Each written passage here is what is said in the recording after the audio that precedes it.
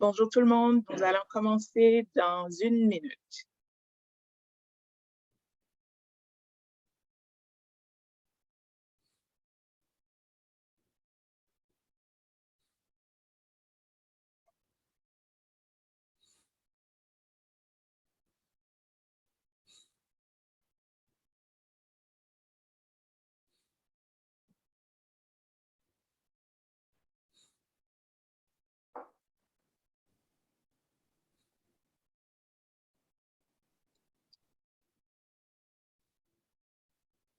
Excellent. Alors, je crois que la majorité de nos participants et participantes sont là. Donc, on peut débuter le webinaire. Bonjour tout le monde.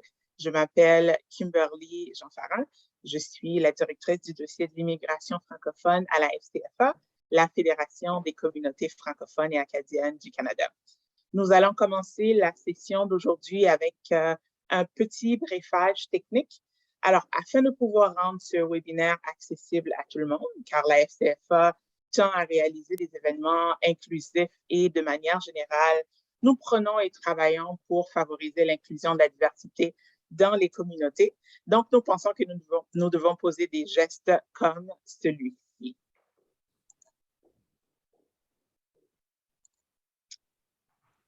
Alors, donc, cliquez sur le bouton Paramètres audio à gauche de votre panneau de navigation Zoom pour vérifier les paramètres de vos haut-parleurs.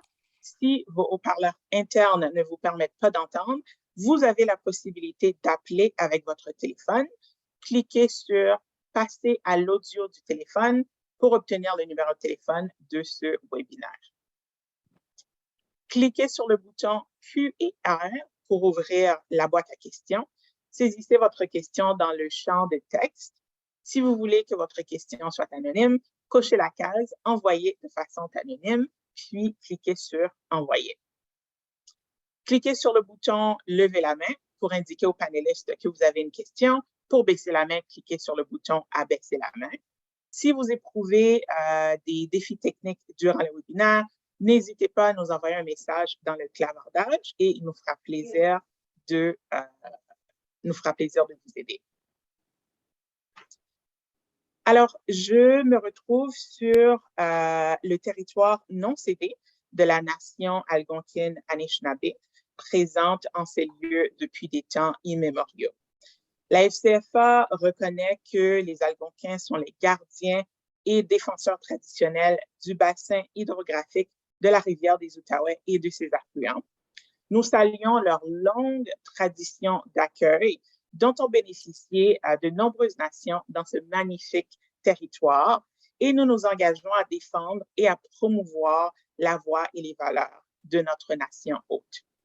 La FCFA reconnaît aussi l'oppression historique exercée sur les territoires, les cultures et les premiers peuples de ce qui est appelé aujourd'hui le Canada. Et nous croyons ardemment que les reconnaissances et la sensibilisation contribuent au processus de guérison et de décolonisation que nous poursuivons ensemble. Alors, je vous invite à partager dans le clavardage la reconnaissance du territoire sur lequel vous vous trouvez. Alors, de notre volonté d'être inclusif et dans notre rôle de leader dans la concertation communautaire en immigration francophone, la FCFA, en partenariat avec IRCC, vous propose ce webinaire intitulé « De l'Ukraine au Canada, soutenir l'accueil des immigrants et mieux adresser le défi des ordres professionnels ».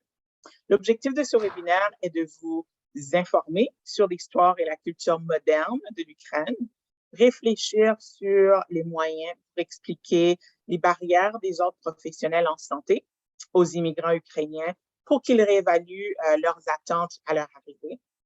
Vous êtes plus de 80 personnes présentes, alors je pense que ce sujet vous intéresse particulièrement. Pour commencer, j'ai le plaisir de laisser la parole à Alain Dupuis et Grace Van Fleet qui vont nous donner une mise en contexte. Alors, malheureusement, Alain a eu un empêchement de dernière minute, mais il a tenu à vous adresser un mot. Alors, il s'est levé très tôt ce matin pour pouvoir nous envoyer cette vidéo qui va suivre. Alors, pour ceux et celles qui ne le connaissent pas, Alain Dupuis est originaire de Sudbury. Il assume la direction générale de la STFA depuis mai 2017. Auparavant, il occupait les fonctions de directeur général du regroupement des étudiants franco-ontariens, un organisme à but non lucratif défendant les intérêts des étudiants poursuivant des études postsecondaires en français en Ontario. Alors, on peut procéder avec la vidéo de M. Dupuis. Bonjour à toutes et à tous. Bonjour, Madame Van Fleet. Je suis heureux de nous voir en si grand nombre, organismes francophones et anglophones, représentants gouvernementaux et toutes et tous réunis autour d'une même cause, l'accueil des résidents temporaires ukrainiens. Depuis plus de 20 ans, la FCFA travaille avec les différents acteurs communautaires pour bâtir des communautés plurielles, inclusives, fières de leur diversité. Notre démarche est le fruit d'un travail de longue haleine avec l'ensemble des acteurs francophones en appui aux personnes immigrantes et les personnes réfugiées. Notre souhait le plus cher est que nous puissions continuer ce travail afin de bien accueillir, intégrer et inclure les personnes ukrainiennes au sein de nos communautés francophones. Le Canada offre aux résidents temporaires ukrainiens la sécurité et la possibilité de continuer leur vie, continuer leur développement de leur carrière professionnelle, continuer leurs études ou d'élever leur famille, leurs enfants, grâce à notre travail collectif. Comme nous le savons, cette vie au Canada peut se faire dans les 2 langues officielles. Il est donc important de présenter le Canada dans son entièreté avec toutes ses possibilités, incluant la vie en français en situation minoritaire. Nos communautés sont prêtes à offrir la possibilité d'apprendre les 2 langues officielles, non seulement pour mettre les meilleures chances du côté des personnes ukrainiennes pour trouver un emploi, mais aussi la possibilité de contribuer au développement des communautés francophones et acadiennes si elles choisissent de s'y installer. La FCFA est fière d'avoir développé une série d'outils pour présenter les communautés francophones et acadiennes en langue ukrainienne. Nous vous les acheminerons prochainement. L'objectif du webinaire d'aujourd'hui est de réfléchir à comment ensemble nous pouvons renforcer l'accueil des résidents et résidentes temporaires. La collaboration entre les fournisseurs de services anglophones et francophones, directs et indirects, permettra d'amplifier l'efficacité de notre réponse aux besoins primaires des personnes ukrainiennes, des services d'accueil et d'orientation, mais aussi de simplifier notre appui tout au long du parcours d'intégration. La collaboration avec la communauté ukrainienne déjà établie au Canada est aussi indispensable. Des organismes comme le Congrès ukrainien du Canada font un travail remarquable pour créer un accueil culturellement adapté aux besoins de ces personnes qui arrivent au Canada. La collaboration avec le gouvernement fédéral est également primordiale. Nous travaillons déjà en étroite collaboration avec la Direction générale de l'établissement afghan, AIRCC, notamment au sein de l'opération Havre de paix pour les Ukrainiens. La collaboration aussi avec les gouvernements provinciaux est importante car ils ont une grande part à jouer pour favoriser l'accueil et l'intégration des Ukrainiens, comme dans celle des immigrants francophones de façon générale. Donc, ce webinaire aujourd'hui est à l'image de toutes ces collaborations. Votre présence aujourd'hui montre votre envie d'en apprendre davantage et de toujours chercher à améliorer nos pratiques. Je salue votre intérêt et votre engagement à pousser le secteur de l'immigration plus loin dans ses réflexions et surtout dans son action. Je vous remercie de votre attention pour votre présence aujourd'hui et je vous souhaite de très bons échanges. Merci tout le monde. Alors, ce webinaire a été développé en partenariat avec l'équipe de la Direction générale de l'établissement pour l'Afghanistan, l'équipe de projet Ukraine à IRCC. C'est donc un grand plaisir de laisser la parole à Grace Van Fleet, directrice par intérim de la Direction générale de l'établissement afghan à IRCC. Grace travaille à IRCC depuis 2011 dans divers rôles, allant d'agente principale d'immigration à directrice adjointe dans les régions du Yukon et de la Colombie-Britannique, ainsi que des prairies et des territoires du Nord. Elle a plus de 10 ans d'expérience dans la gestion de programmes d'établissement et de réinstallation. Grace, à vous la parole.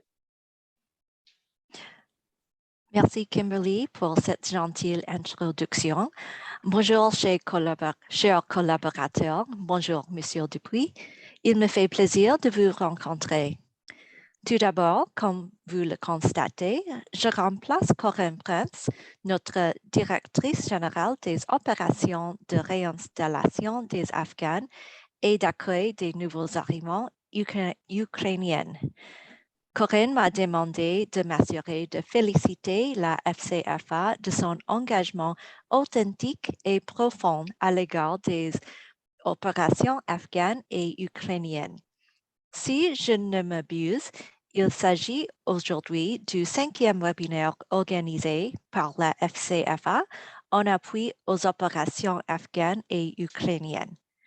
Et à chaque fois, vous faites un engagement exhaustif qui dépasse même largement la question de l'immigration francophone. Effectivement, pour l'ensemble de ces deux opérations, nous concevons que ces dernières dépassent même le champ de l'immigration et de l'intégration. Ces opérations sont en fait des projets de société. Je tiens à souligner que votre engagement pour les communautés francophones est un exemple parfait de ce que nous concevons comme un projet de société, c'est-à-dire un engagement qui génère une mobilisation profonde et large de la société civile, des organisations communautaires et de leurs bénévoles. De manière intéressante, nous savons aussi que des liens solides existent déjà depuis les décennies entre la diaspora ukrainienne au Canada et les communautés francophones au Québec, et nous serons très intéressés d'en savoir plus à ce sujet dans quelques minutes. Il n'y a aucun doute dans notre esprit que ces liens historiques entre les communautés ukrainiennes et francophones peuvent être un atout important pour nous tous. Cela dit, comme pour les communautés au sein des institutions fédérales, nous ne sommes pas tous rendus au même niveau de familiarité et d'engagement par rapport au dossier ukrainien. Heureusement, certains d'entre nous ont dorénavant des leçons apprises et des pratiques exemplaires à partager qui nous feront progresser collectivement. Nous avons fait des progrès importants, notamment avec l'appui des provinces et territoires. Nos collaborateurs des provinces et territoires ont d'ailleurs produit avec notre support des fiches descriptives de pratiques exemplaires en appui à l'opération ukrainienne sur une longue liste des sujets centraux dont notamment les services pré-arrivée et d'urgence, les services de réception intégrés, le logement et l'intégration en emploi, l'un de nos sujets d'aujourd'hui. Il nous fera plaisir de rendre disponibles ces fiches au cours des prochains jours, après une dernière discussion à leur sujet avec nos collègues de province et territoire. D'ici là, comme inspiration potentielle et sur la base de nos échanges récents, nous savons que la Nouvelle-Écosse semble être à bien placée pour aider les professionnels de la santé ukrainienne formés à l'étranger à naviguer l'entrée à la pratique. Cette province a notamment créé une plateforme d'enregistrement en ligne dédiée aux Ukrainiens. Le programme Niche pour Nova Scotia's International Community of Healthcare Workers Engagement Program est disponible pour tous les professionnels formés à l'étranger, mais a jusqu'à maintenant servi en majorité les Ukrainiens.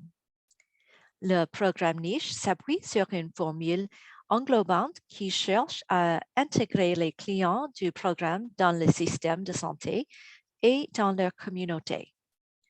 Une équipe d'accueil est mise à la disposition du client pour offrir des liaisons communautaires, des services d'éducation et de formation, du soutien aux compétences linguistiques et du soutien à l'établissement. Pour terminer, Je veux vous laisser avec quelques chiffres pour vous donner un ordre de grandeur, une meilleure compréhension de l'ampleur de notre opération ukrainienne. En date de 16 octobre 2012, sachez que depuis le 1er janvier 2012, plus de 500 000 citoyennes ukrainiennes et résidents permanents canadiens d'origine ukrainienne sont revenus au Canada. Par ailleurs, comme vous le savez, depuis mars 2012, les 2022, les ressortissants ukrainiens et les membres de leur famille peuvent demander un visa de résident temporaire pour se rendre et séjourner temporairement au Canada. Depuis la mi-mars, nous avons reçu tout près de 630 000 demandes et nous en avons approuvé plus de 310 000. Ces chiffres fort impressionnants confirment l'ampleur de la tâche. Cela nous indique sans l'ombre d'un doute que la collaboration de nous tous est essentielle pour la réalisation de l'opération Ukraine. Des webinaires comme celui d'aujourd'hui sont des pas dans la bonne direction et nous aident à encore mieux accueillir nos amis ukrainiens. Je nous souhaite donc d'excellentes discussions. Kimberly, je te redonne la parole. Merci beaucoup, Madame Van Fleet. C'est vraiment un plaisir de collaborer avec votre équipe sur ce dossier si important. Alors, la prochaine partie du webinaire a pour objectif de développer nos connaissances sur l'Ukraine, sa population, sa culture et son histoire, notamment avec les communautés francophones. Donc, pour nous en parler, nous avons demandé à Serge Tutashkonko de venir nous faire une présentation et je vais lui laisser se présenter dans quelques instants. Mais juste avant, j'aimerais tester vos connaissances sur l'Ukraine via un petit sondage interactif. Alors, on a tous lu, entendu ou regardé des reportages vu la situation actuelle en Ukraine. Donc, je suis certaine que vous avez déjà justement acquis une connaissance générale. Alors, je vais démarrer la première question du sondage, qui est donc de quel pays l'Ukraine est-elle voisine? Alors, je vous donne 30 secondes.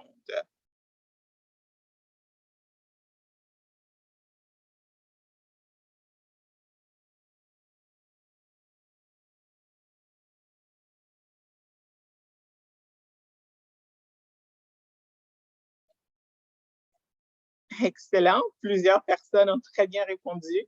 Alors, nous avions donc la Roumanie, la Biélorussie, la Moldavie et la Pologne. Et pour les plus experts en géographie, vous avez remarqué qu'il manquait à la liste certainement la Slovaquie, la Hongrie et la Russie. On va passer à une deuxième question. Quels sont les sports les plus populaires en Ukraine? Je vous donne 30 secondes encore une fois.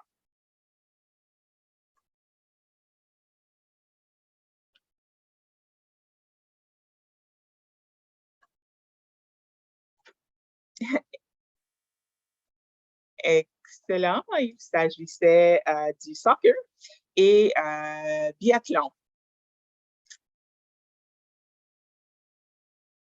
Une dernière petite question.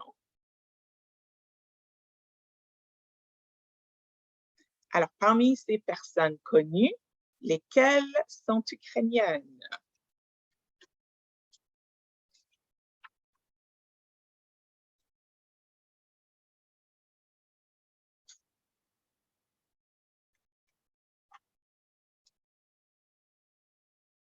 Une autre, quelques secondes.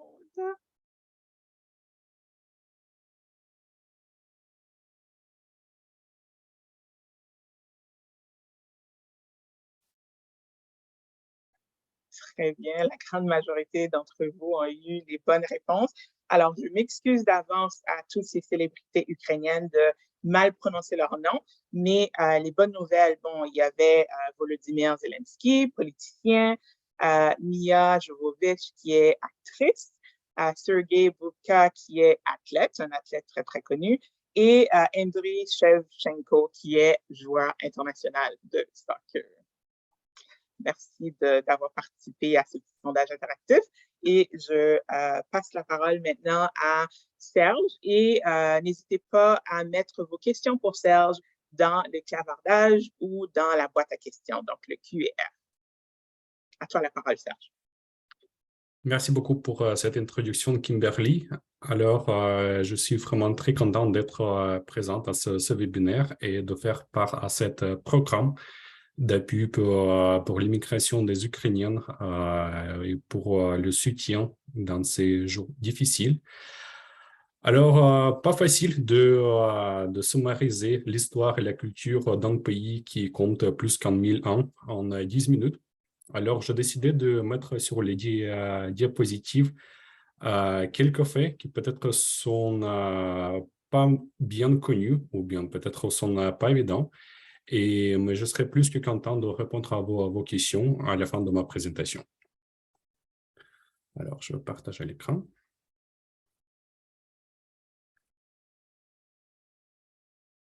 Alors, l'histoire et la culture de l'Ukraine. D'abord, quelques mots de moi-même. Je suis vraiment très fier d'être ukrainienne et canadienne. Donc, ça fait quelques ans que je suis arrivé à s'établir au Canada. Je proviens de l'Ukraine, dans une petite ville de Borispil, qui est à côté du Kiev, de la capitale. Mais après, dans ma vie, j'ai pas seulement voyagé, mais j'ai habité dans beaucoup de pays. Donc, j'ai habité en France et j'ai déménagé plusieurs fois entre la France et l'Ukraine. Ensuite, j'habitais en même temps entre la France et le Canada pendant mes études au doctorat. Par la suite, j'ai déménagé 2 fois du Canada au Japon et maintenant je suis revenu ici pour s'établir. Et voilà, moi, j'ai eu l'occasion d'habiter au Québec dans plusieurs villes et maintenant à l'Ottawa dans une communauté très accueillante francophone à Orléans. Donc, je ressens beaucoup de responsabilité de présenter mon pays. Alors, l'histoire. L'histoire du pays, ça compte plus qu'en 1002 ans. Les premiers villages qui ont été retrouvés sur le territoire de l'Ukraine, ils sont attribués aux différentes tribus. Il y a eu plusieurs colonies grecques et romaines sur le territoire.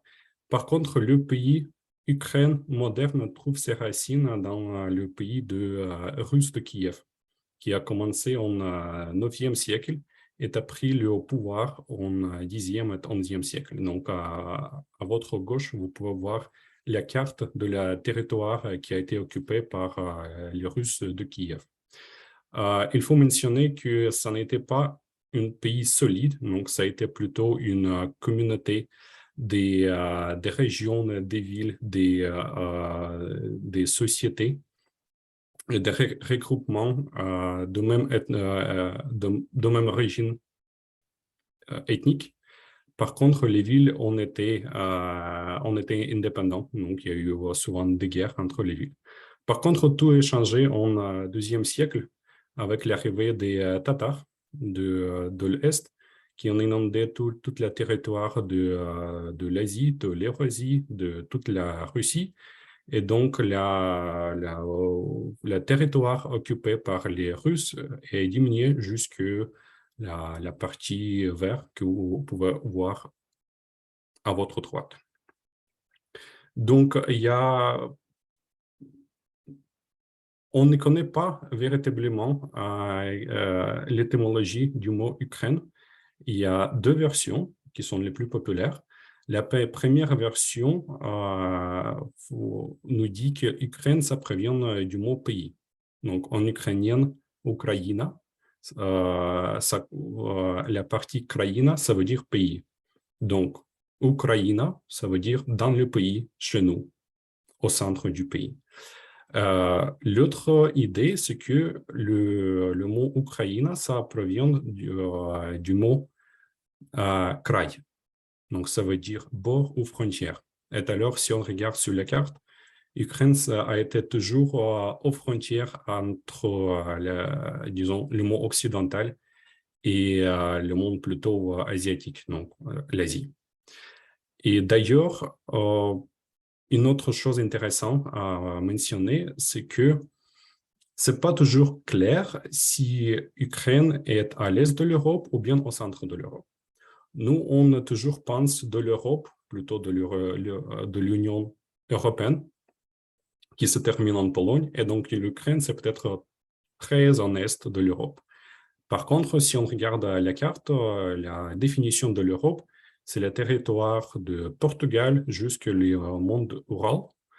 Et donc, dans ce cas, l'Ukraine se trouvera au plein centre de l'Europe.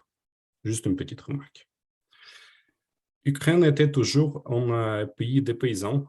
L'Ukraine n'a jamais fait la guerre avec les voisins. Par contre, l'Ukraine s'est toujours retrouvée au faux croisé entre les empires, entre la Pologne, entre la Lituanie, entre la Russie. Et pour plusieurs siècles, l'Ukraine cherchait toujours des chemins, des moyens pour être indépendante, pour vivre dans notre terre, pour faire du pain et pour être contente dans notre terre. Et c'est devenu possible seulement en XXe siècle. Après la Deuxième Guerre mondiale, c'est le territoire moderne Ukraine qui a été formé et qui n'est pas supposé de changer. Par contre, vu les derniers événements et avec la guerre entre la Russie et l'Ukraine, mon pays est maintenant en danger, malheureusement. Alors, tel que mentionné par Kimberly, l'Ukraine a plusieurs voisins. Donc, évidemment, c'est la Russie, la Bélarus, la Pologne, la Slovaque, la Hongrie, la Roumanie et la Moldove. Et en travers de la mer Noire, on trouve la Turquie. Le climat en Ukraine ressemble beaucoup au climat au Canada, surtout les provinces de Ontario, du Québec, au moins la partie sud du Québec. Un petit peu les provinces maritimes. Donc, on a des hivers froids, on a de la neige, nous sommes habitués à la neige. Nous ne sommes pas surpris par le climat canadien. Donc, je pense que tout le monde qui vient ici, ils sont déjà préparés et ils savent quoi attendre du Canada. Donc, normalement, il y a les mesures, il n'y a pas de besoin de mesures spéciales à ce sujet-là pour accueillir les gens. Maintenant, quelles sont les richesses de l'Ukraine? Je vais compter quelques. Tout d'abord, c'est notre sol fertile. Donc, c'est le sol fertile le plus fertile en Europe. L'Ukraine est souvent appelée le panier de pain de l'Europe. Et c'est vrai, on a vu récemment avec l'impossibilité d'exporter le blé, ça a mis le monde en pleine crise alimentaire. Heureusement, c'est résolu maintenant, mais ça démontre l'importance pas seulement du sol, mais aussi des mains laborieuses des Ukrainiens qui travaillent. Et la récolte sera faite en tout cas, même s'il y a une guerre. Quoi d'autre? L'industrie, bien sûr, l'industrie en Ukraine est bien développée, encore grâce aux gens laborieux, grâce aux gens bien éduqués qui sont construits cette industrie et qui continuent d'innover dans l'économie mondiale, pas juste régionale. Ici, dans les images, vous pouvez voir l'avion le plus grand au monde qui a été construit en Ukraine. Malheureusement, maintenant détruit par les Russes. Par contre, l'industrie aérospatiale en Ukraine est toujours très forte. Il y a beaucoup de collaborations internationales. Et on construit des trains, des voitures, pas mal tout. presque tout que le Canada peut faire, peut-être même encore plus que ça. Et finalement, l'industrie des autres technologies et surtout l'industrie des technologies informatiques, des technologies d'information. Ce secteur de l'industrie est en pleine croissance. En 2019, l'Ukraine est devenue le plus grand exportateur des services de IT en Europe. Et maintenant, elle se trouve en 15e place au monde, si je ne me trompe pas. Donc, l'industrie est en pleine croissance. Il y a plusieurs gens bien éduqués qui veulent travailler et qui veulent encore contribuer à l'économie. Donc, pour ceux qui cherchent l'abri au Canada, ils peuvent sûrement être un grand atout pour l'économie canadienne. Et alors, la conclusion, la plus grande richesse de l'Ukraine, c'est le peuple. Le peuple laborieux, le peuple bien éduqué, le peuple avec des valeurs humaines et démocratiques. Pour l'éducation, par exemple, sur votre droite, vous pouvez voir la carte des universités en Europe. Donc, la première université en Ukraine est apparue bien avant que celui en Russie. Et à gauche, vous pouvez voir le tableau des gagnants de l'Olympiade internationale de mathématiques. Donc, chaque année, à partir de 1991, l'Ukraine participe en Olympiade en mathématiques, en physique, en informatique, la chimie, etc. Et on revient toujours avec les médailles d'or, argent et bronze. Donc, par exemple, pour la mathématique, on se trouve sur la 15e place, même plus qu'au Canada. Et si on divise les médailles d'or par la participation, on se trouvera même au-dessus de Japon. Donc, l'éducation est très forte et ça mène aussi à l'économie innovante. Donc, je n'ai mis pas le chiffre ici, mais le pourcentage des gens avec l'éducation supérieure en Ukraine est une des plus élevées en Europe. Le peuple, les valeurs démocratiques. Donc, la démocratie, les valeurs humaines, ce ne sont pas juste les mots pour nous. Même en pays de Russes de Kiev, donc en 9e, en 10e, en 11e siècle, ça a été l'action politique se faisait par l'ensemble populaire. Donc, ensuite, en 14e, 15e, 16e siècle, essayant de se défendre des invasions de Tatars sur le territoire ukrainien, les gens ont pris une volonté de laisser leur domicile et de former une armée de Zaporogues, ou bien les Zaporoges, mieux de dire. Et encore, ça a été une société très démocratique. Donc, alors, les États qui dirigeaient ces armées ont été élus et retirés seulement par le vote démocratique. Le premier document constitutionnel est apparu en 18e siècle, donc ça fait plus que 200 ans déjà. Et si on prend l'histoire moderne, donc même après le 1991, quand l'Ukraine est devenue indépendante, le peuple ukrainien a démontré plusieurs fois que nous sommes prêts de battre pour nos droits, pour la démocratie, pour le meilleur avenir. Par exemple, en 2004, il y a eu une révolution orange qui s'est arrivée après les élections truquées. En 2013 et en 2014, il y a une autre révolution qui se produit après la décision du gouvernement de ne pas signer l'accord d'association avec l'Europe et de tourner la tête vers l'Est. Les gens n'en étaient pas contents de ça. Ils voulaient démontrer leur désir d'être partie de l'Europe et en réponse, le gouvernement a démontré beaucoup de violence. Et c'est comme ça, je dirais, la guerre est commencée et c'est comme ça qu'on est arrivé à cette situation, provenant du désir du peuple d'être démocratique, d'être européen, d'être occidental. Et finalement, quelques mots sur la culture. Alors, quand on pense de l'Ukraine et de culture ukrainienne, bien sûr, ce qui arrive dans notre tête, c'est des chemises brodées, le Pâques, donc la danse traditionnelle. On voit ces images très souvent, mais même ici au Canada, sur des festivals culturels. Par contre, j'utilisais cette occasion et les 2 dernières minutes de ma présentation pour vous dire que la culture ukrainienne ne se termine là. Donc, il s'agit bien de la culture traditionnelle.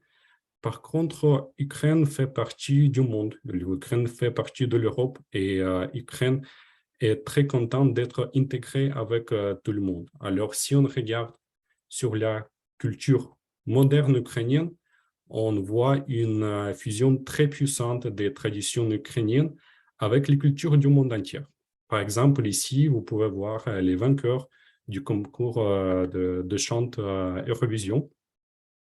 Donc, l'Ukraine a gagné 3 fois, en 2004 avec Wild Dances, en 2014 et récemment, en 2016 et récemment en 2021.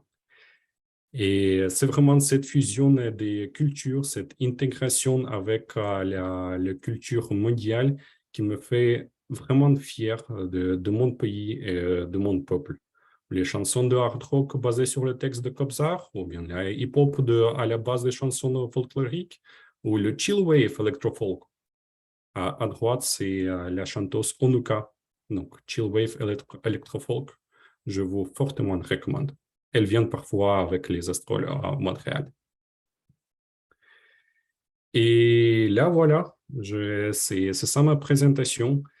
Pour conclure, j'aimerais dire encore et souligner que la plus grande richesse de l'Ukraine, c'est le peuple éduqué, le peuple humain, démocratique, le peuple travaillant, le peuple qui peut et veut s'intégrer dans la société.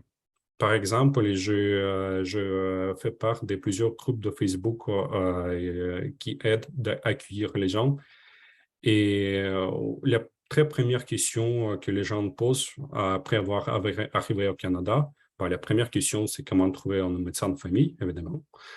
La deuxième question, c'est comment apprendre la langue. Et plusieurs gens demandent comment apprendre les 2 langues, pas juste l'anglais. Et la troisième, comment trouver le job. Donc, je pense que nous sommes là et nous avons toutes les ressources pour aider de bien accueillir ces gens. Merci beaucoup.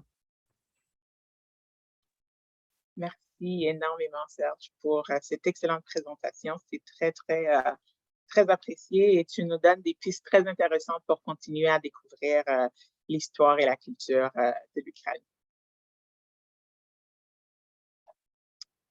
Alors, le prochain bloc du webinaire va nous permettre d'avoir un tour d'horizon des services et de l'appui qui sont réalisés partout au pays.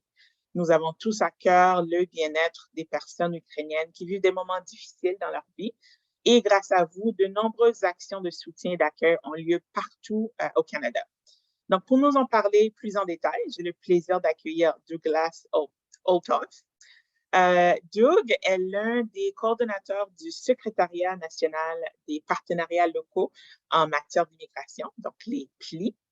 Il s'agit d'un projet pilote visant à coordonner la collaboration au niveau national entre plus de 80 PLI à travers le Canada.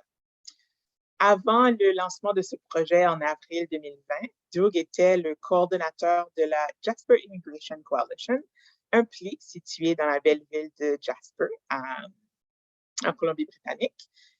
Et Doug est titulaire, la belle ville de Jasper en Alberta, je m'excuse. Et Doug est titulaire d'un doctorat interdisciplinaire de l'Université Simon Fraser à Vancouver, en Colombie-Britannique. Alors, Doug, je vous passe la parole.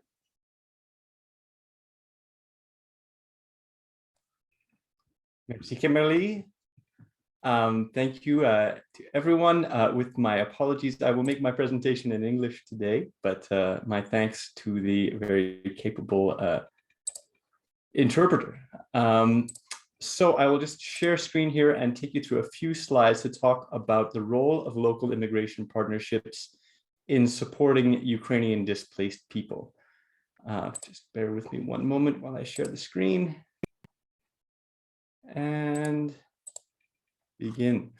Okay, so I'll begin with a brief overview of the role of local immigration partnerships in communities across Canada.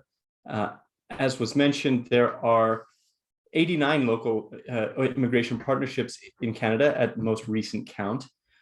And they operate in a very diverse range of communities, from large cities, including Toronto, Vancouver, Calgary, and others, to small towns like Jasper. We're one of the smaller towns that have a local immigration partnership with a population in Jasper of roughly 5,000 people. And also, in some cases, we have local immigration partnerships that service rural areas, including a number of small towns, what we refer to as zonal immigration partnerships. And the primary role of local immigration partnerships is to bring together, traditional and non-traditional settlement partners to engage in broad-based collaborative strategic planning around newcomer settlement and integration.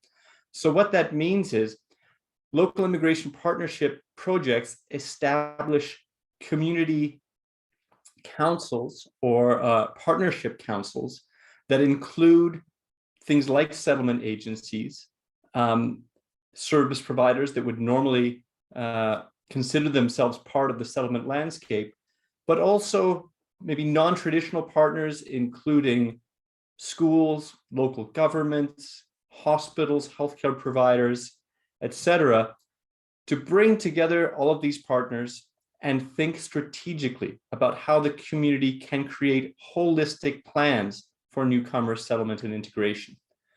LIPs provide the backbone support for this sustained community level collaboration. They create connections between various partners in the community and align their operations. And it's important to note that now, I would say, through 3 large-scale humanitarian resettlement efforts, LIPs have played important but varying roles. And that's true of the Operation Syrian Refugee, more recently the Operation Afghan Safety, and of course, Operation Ukrainian Safe Haven. So more recently, in response to the arrival of displaced Ukrainians, LIPs have played a number of different roles. But I think it's important to emphasize that LIPs have not had a clear direction or mandate to play a specific role in relation to the support of Ukrainian displaced people. And so we see a great deal of diversity and variability in the responses of local immigration partnerships. We have many local immigration partnerships that are focused on convening and facilitating collaboration between community partners in keeping with their normal role. Others that have worked to align grassroots initiatives, civil society initiatives with the sector priorities, with settlement sector priorities. A large number of LIPs have worked supporting the flow of information. So particularly in the early months of the arrival of Ukrainians to Canada, there was a great need for sort of bringing together and sharing information about what services, what programs, and what supports were available. So LIPs played important roles there. LIPs have, of course, connected partners at the community level, have supported initiatives to provide housing. They've coordinated volunteers and helped to connect Ukrainians to services. And I'll speak a little bit more about these in detail. But as I noted, LIPs in this case have operated in large part in the absence of a clear direction or uniform mandate to support this work. And so what we have is LIPs playing very different roles in different parts of the countries and also having different conceptions of what their roles should be. In the early part of this year, in the spring and early summer, I conducted 2 surveys of local immigration partnerships to better understand what they understood their roles to be, what activities they were engaged in, what challenges they were facing, and what they felt the opportunities for more effective engagement might be. The slide I'm sharing right now shows the responses that LIPS gave with respect to the question of what they felt their appropriate roles should be. As you can see, LIPS quite strongly agree that supporting flow of information is a major role for LIPS. Convening and facilitating collaborative tables, bringing partners together, also very important roles for LIPS.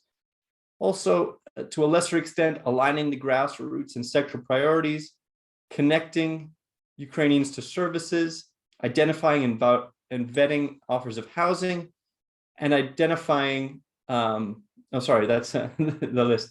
So that shows that there are a number of areas of work that LIPS have broad agreement on what they should be doing, and other areas where there's less clarity.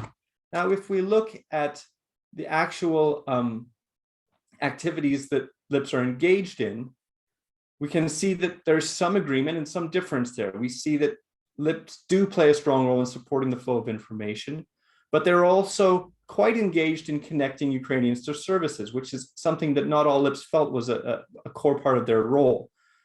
LIPS are convening and facilitating collaborations, connecting partners, aligning grassroots in the sector, and to a much lesser extent, also identifying and vetting housing resources.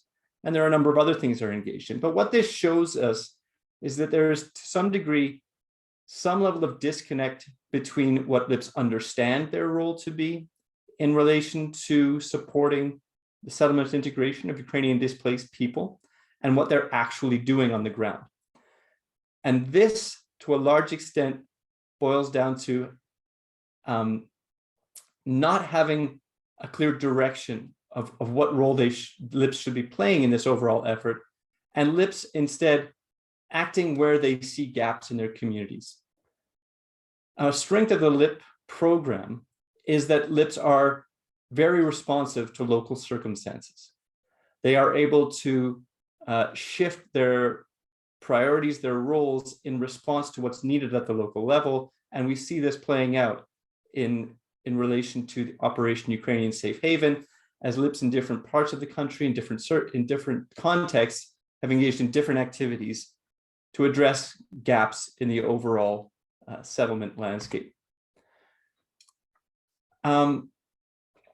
If we look now at some of the core roles the LIPS have played, first with supporting the flow of information, you see that many LIPS have created particular specific web pages to help the flow of information, to connect people that are interested in helping provide support, as well as websites often in Ukrainian to help Ukrainian displaced people identify services, programs, and supports.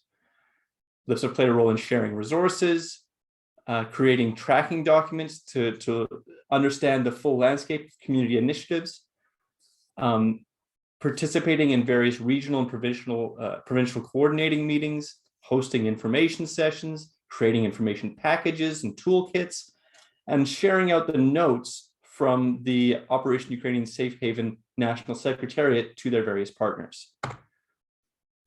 LIPS also played an important role in, convening and facilitating community and regional collaborative tables, which is again is core to LIP work, bringing together community partners to communicate and plan together. So LIPS are creating stakeholder meetings, creating subgroups or working groups, regional task forces, supporting in the British Columbia context, what they call refugee readiness teams and intermunicipality collaborations. LIPS are also playing an important role in connecting partners, again, creating task force, volunteer networks, contact lists, employment networks, etc. They also help to align grassroots initiatives with sector responses. And I think this is a really important point to dwell on for a moment, because what we've seen in response to Canada's effort to support Ukrainian displaced people is a groundswell of grassroots initiatives, of people at the local level organizing themselves to offer housing, clothing, or other supports to Ukrainian people. And that creates both an opportunity and a challenge to align the spontaneous emergence of grassroots initiatives with sector priorities or the more sort of centralized efforts to coordinate support for Ukrainian displaced people. And so LIPS in many cases have played an important role there at the local level, connecting those grassroots initiatives with what's happening in the settlement sector and in other areas of their partnerships. They've done this in many different ways, again, through creating task forces, facilitating connections, organizing volunteer networks, creating contact lists, and also in some cases helping channel cash donations that are arriving in the community. Now, one area where LIPS in some cases have been active and where I would say that many LIP staff members are somewhat uneasy is in helping connect Ukrainians to services, because we often think of that in terms of direct service provision, a role for service providing organizations. But again, we see sometimes that gaps emerge, in particular in response to these emergent large-scale challenges. So what LIPS have done in some of those cases is translate welcome guides to Ukrainian to provide to people arriving in the community, organizing information sessions, both in person and online, creating web pages, translating documents, and also working closely with settlement agencies, which in many cases are co-housed with the agencies that support local immigration partnerships. Housing has been another big challenge because, again, we've seen a groundswell of grassroots efforts to provide offers of housing, and challenges emerged early on with identifying those offers and also vetting, identifying which are safe and appropriate offers of housing, and ensuring that that people are connected to appropriate housing opportunities. So LIPS have stepped in many cases to play a role there, providing support to host families, supporting the operation of temporary accommodations, such as the hotel offers, connecting Ukrainian displaced people with RAP service providers, and in some cases developing and translating housing guides.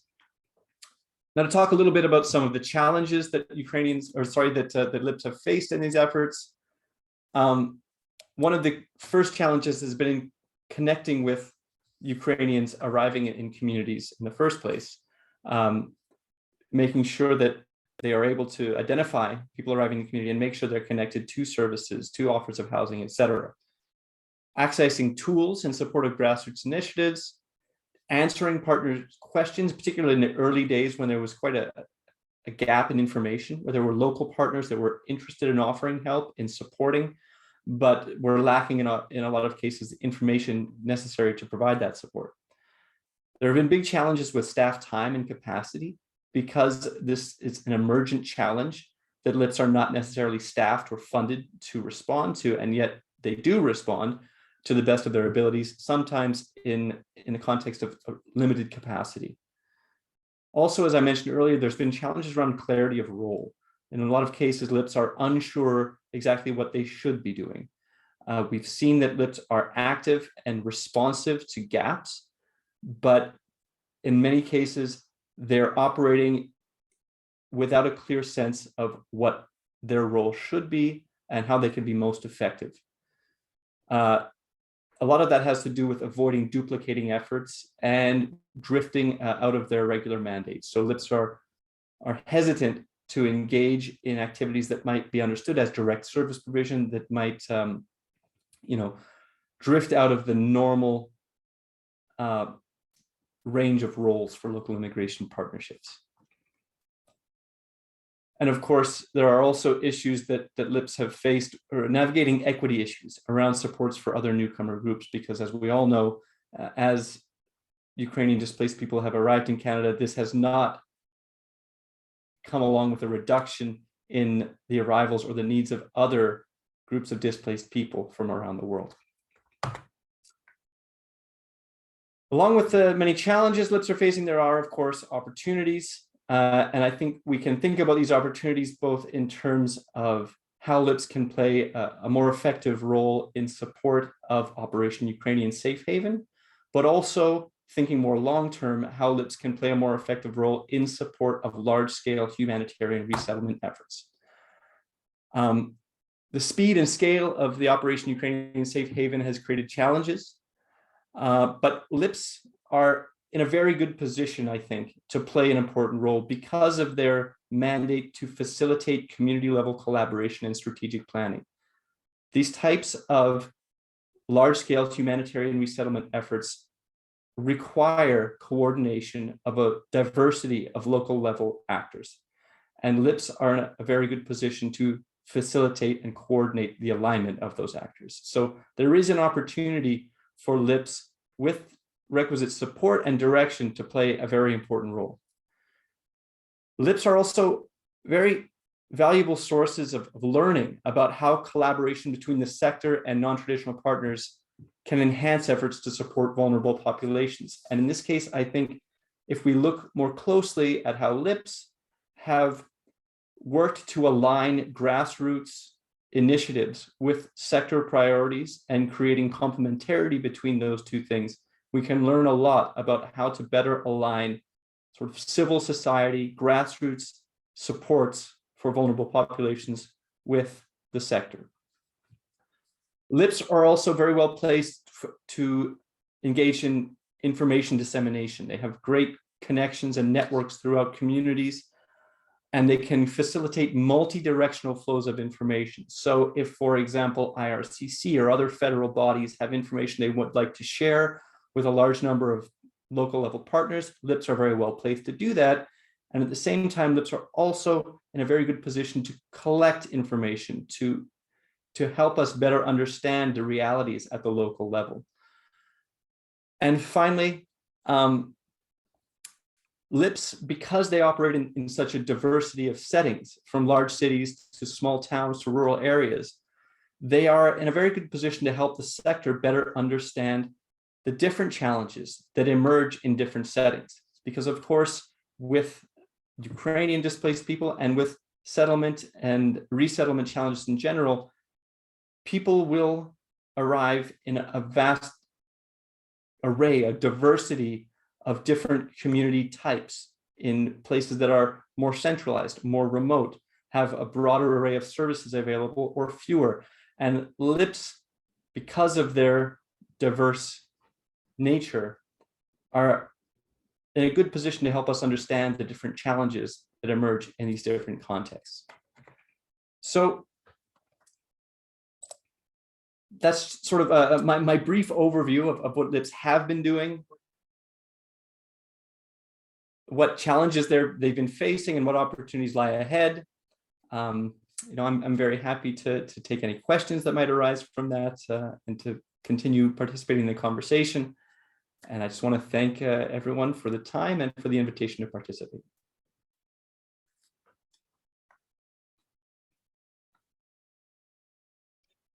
Merci énormément pour, encore une fois, une excellente présentation qui soulève énormément de réflexions et je constate qu'on a pas mal de travail à faire pour résoudre ces enjeux et passer aux prochaines étapes. Donc, merci énormément pour votre présentation.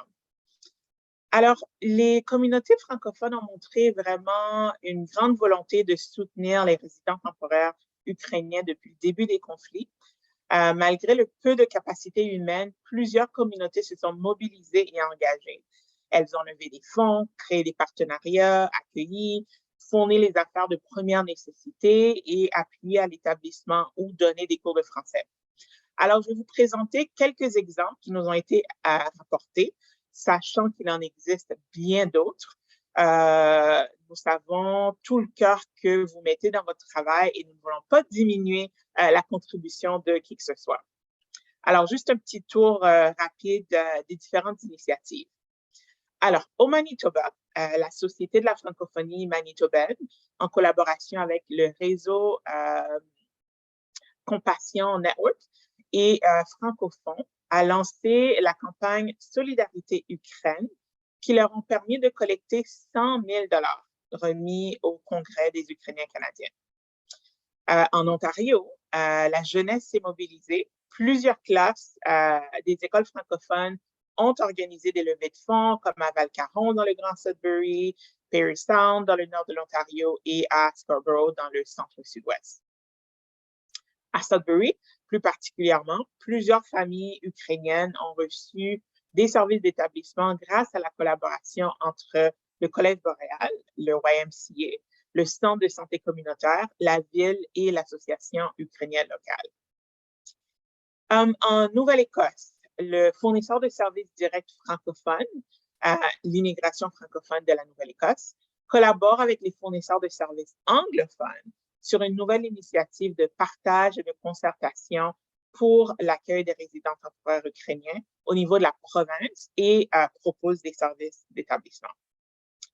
La communauté francophone accueillante de Clare a participé à une levée de fonds et à Terre-Neuve et Labrador, le service d'accueil et de soutien aux nouveaux arrivants francophones est présent et collabore avec son homologue anglophone pour accueillir, orienter et les aider dans leur démarche d'établissement, même s'il y a peu de demandes pour les services en français. Au Nouveau-Brunswick, le Centre de ressources pour nouveaux arrivants au Nord-Ouest offre des services de transport, de fourniture de premiers secours, des équipements pour la maison et donne également des cours de langue. L'Association multiculturelle de la région Chaleur consacre une grande partie de leur activité pour l'établissement de résidents temporaires ukrainiens. Donc, ce sont vraiment des exemples parmi tant d'autres. Et d'ailleurs, je vous invite à partager dans le clavardage des activités de votre région que je n'ai pas mentionnées, qui ont été réalisées et qui sont ou bien qui sont prévues en soutien à la communauté ukrainienne. On aimerait beaucoup vous lire dans le clavardage. Alors, il y a une communauté que je n'ai pas citée volontairement, c'est la Saskatchewan, qui est aussi très active. Pour vous en parler, je vais inviter Ferdinand Barou-Zonga, coordonnateur du réseau en immigration francophone de la Saskatchewan, à prendre la parole et nous présenter cette initiative très brièvement. Merci, Kim, de me donner la parole. Est-ce que tout le monde m'entend? Eh bien, comme Kim l'a dit, je suis Ferdinand Barou-Zonga, je suis le gestionnaire du réseau en immigration francophone de la Saskatchewan. J'ai été appelé pour vous partager la bonne expérience et la bonne initiative de collaboration entre les francophones et les anglophones, mais aussi la province dans l'accueil des résidents temporaires ukrainiens.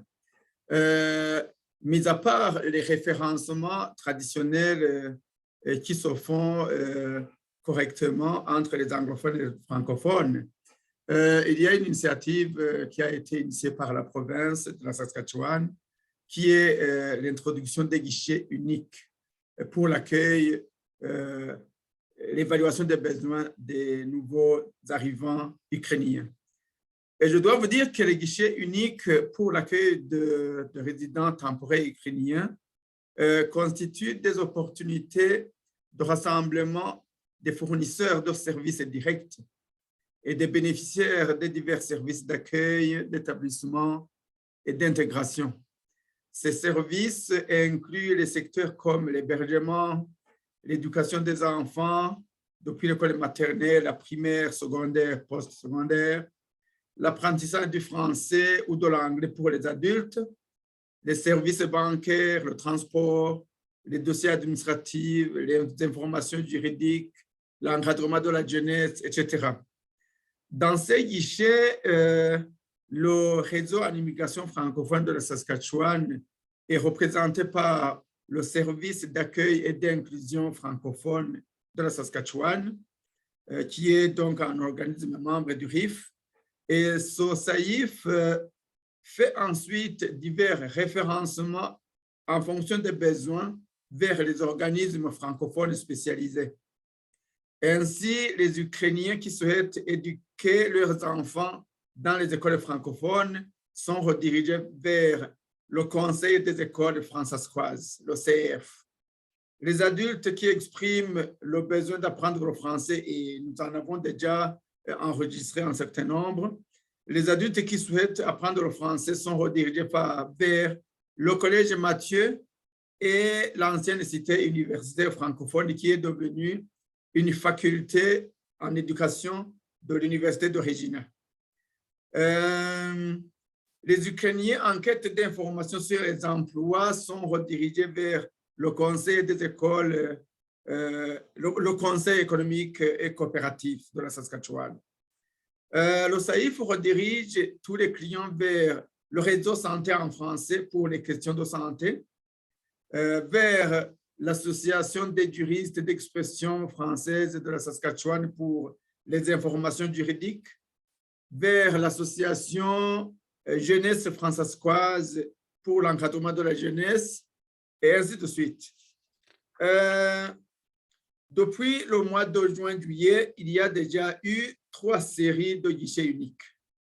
La première série de guichets uniques a eu lieu au mois de juillet à l'Université de Regina et plus précisément dans les enceintes de la cité universitaire francophone du 6 au 8 juillet 2022, 3 jours.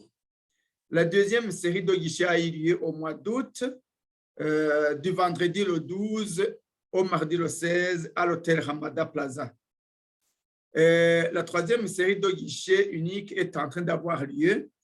Elle vient de commencer avant-hier le 26, hier plutôt le 26, et va se poursuivre jusque demain le 28 au centre culturel Wawa Shriners. C'est un centre culturel autochtone un peu.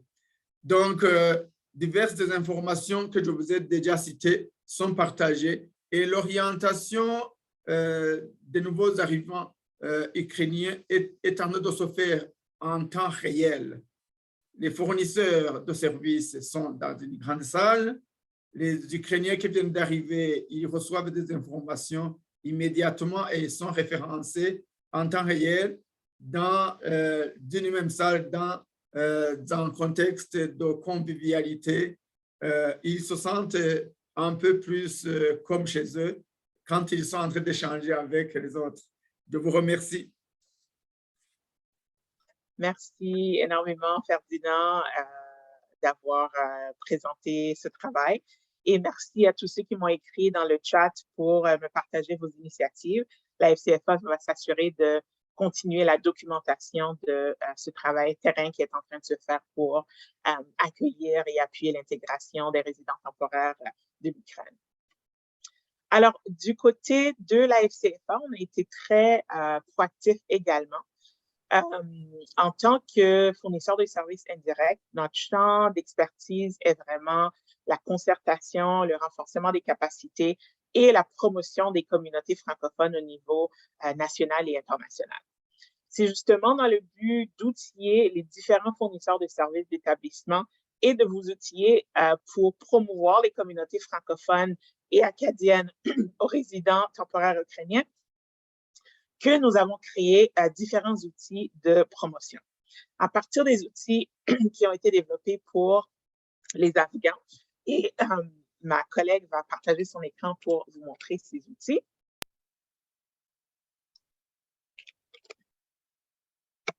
Alors, pardon, un site web d'une carte représentant les communautés, désormais accessible en français, en anglais, en dari, en ukrainien et en russe.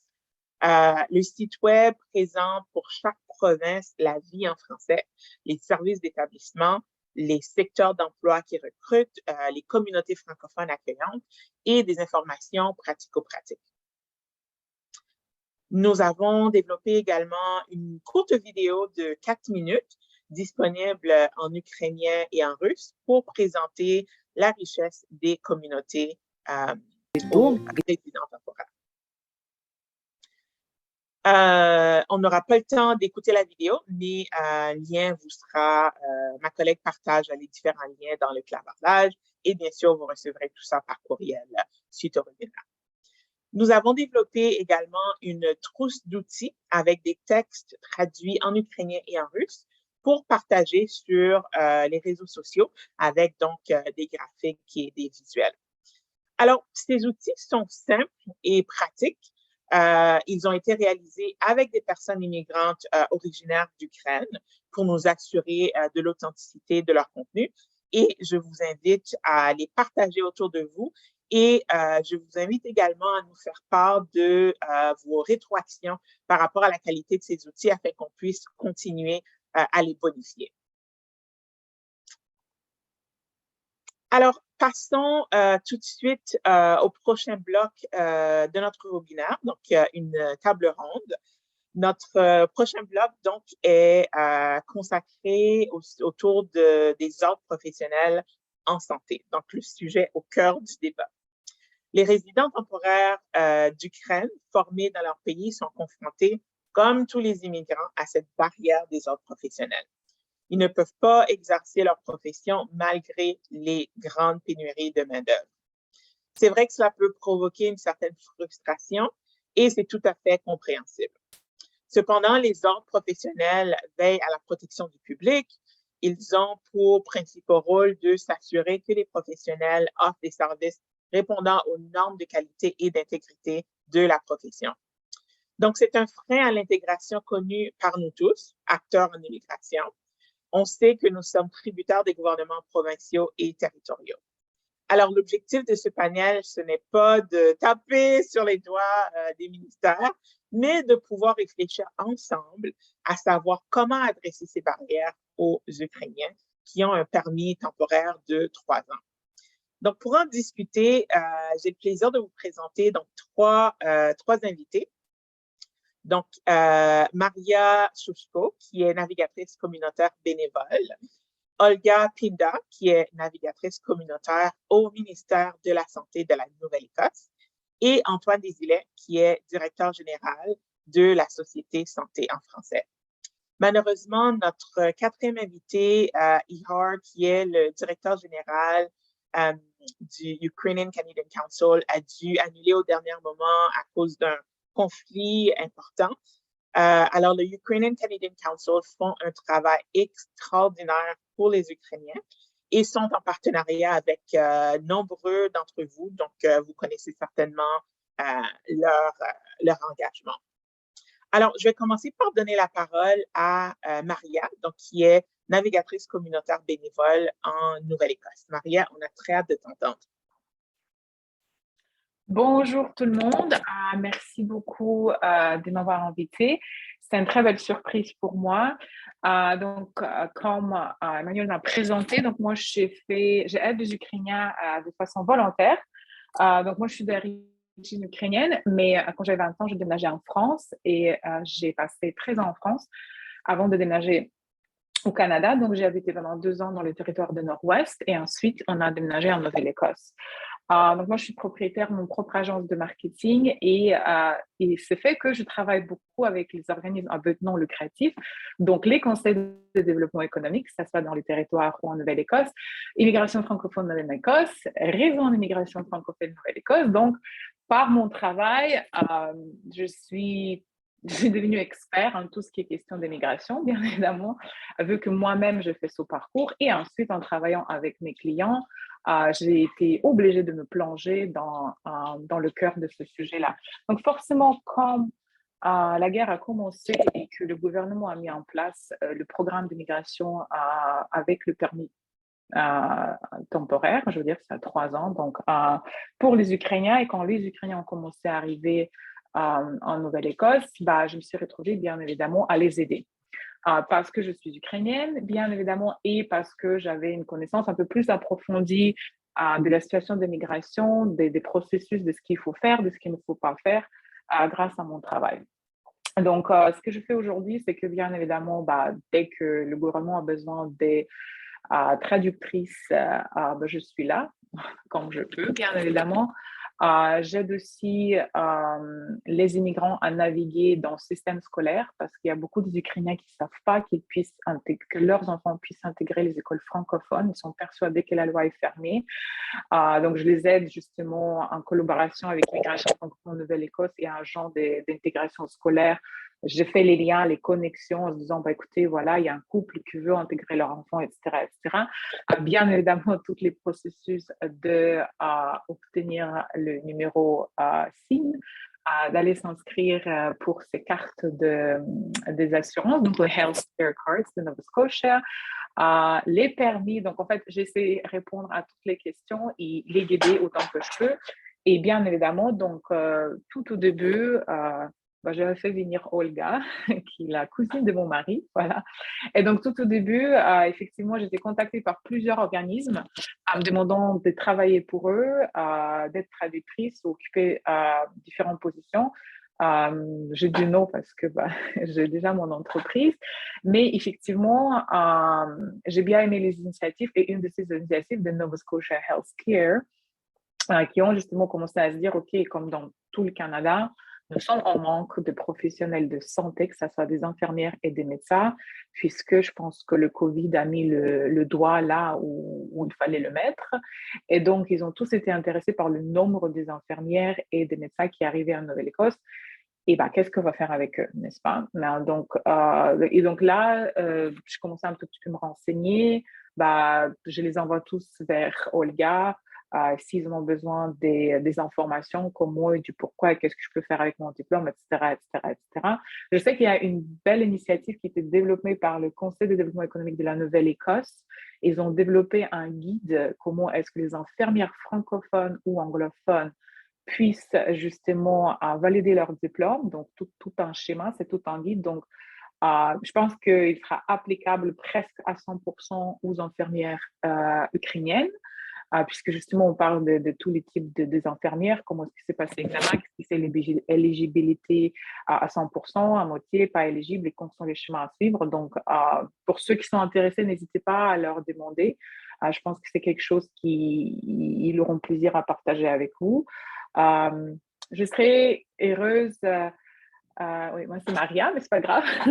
Je suis heureuse de répondre à toutes les questions s'il y en a après. Et Emmanuel, elle a mon email.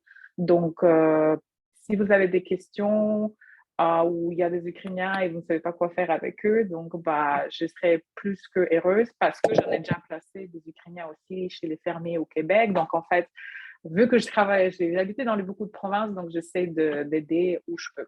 Voilà. Merci beaucoup. On a très, très, très hâte de collaborer avec vous. Je vais maintenant passer la parole à Olga.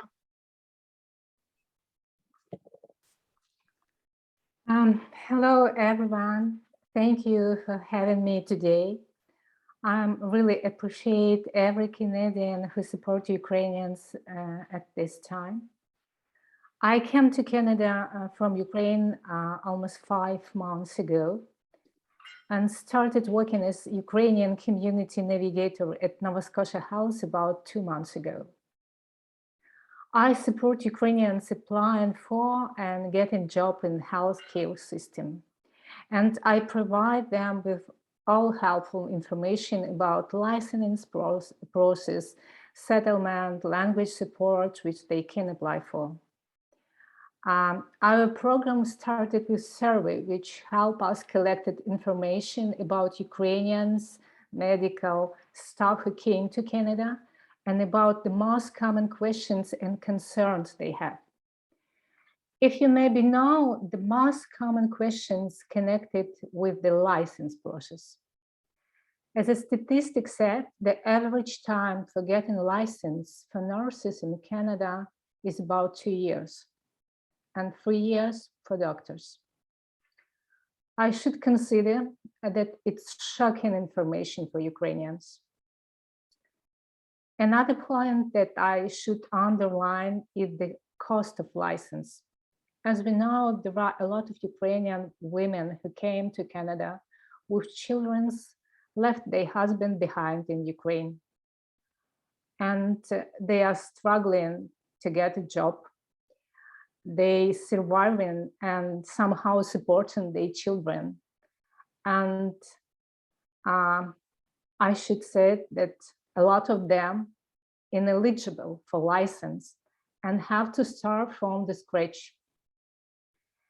Another barrier which we recognized is proficiency in English or French language. The waiting time for language assessment takes about 3 months. And after that, about 6 months, it is needed to be placed in regular or specific English classes from ISANS. We realized that waiting time for medical exam and time for getting new work permit, which allow Ukrainians to work in healthcare system, takes another few months. As you see, all these barriers connected with non-renewable sources, the time. It makes me really frustrated and disappointed. I think we can resolve this problem, and we start thinking about that when we think about how long time Canadians are waiting to meet first time his family doctors. If we mentioned that more than 20,000 people in Nova Scotia are waiting for surgery now. As community navigator in these 2 months, I and my colleague got more than 600 response in this survey and managed to contact with about 300 people. We contacted everyone in the province and a lot of people from abroad who wanted to know more about healthcare system in Nova Scotia and in Canada. We got in touch with ISANS and helped them organize 2 webinars for Ukrainian nurses to represent the ISANS orientation program for international educated nurses. Now we are preparing the similar online meeting for Ukrainian doctors next month. Next week, first a group of Ukrainians will finish orientation program in Canadian healthcare system. We do our best to support Ukrainians, and I hope together we will find the way from which everyone will benefit, all Canadians and all Ukrainians medical specialists.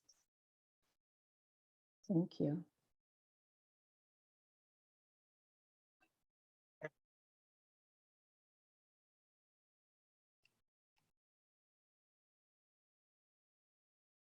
Merci, Olga. Alors, j'invite les participants à mettre leurs questions dans le clavardage ou dans le QRR. Je suis certaine qu'il y aura beaucoup de questions pour vous sur ce dossier très important.